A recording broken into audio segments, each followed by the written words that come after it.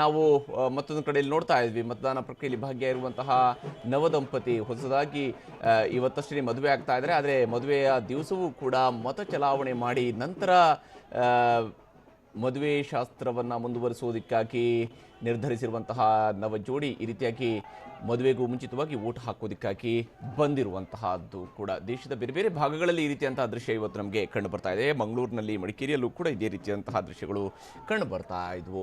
ಈಗಾಗಲೇ ರಮೇಶ್ ಅರವಿಂದ್ ಅವರು ಮತ ಚಲಾಯಿಸಿದ್ದಾರೆ. ಮತಗಟ್ಟೆಗೆ ಆಗಮಿಸಿರುವಂತಹ ರಮೇಶ್ ತಮ್ಮ ಹಕ್ಕನ್ನು ಚಲಾಯಿಸಿದ್ದಾರೆ.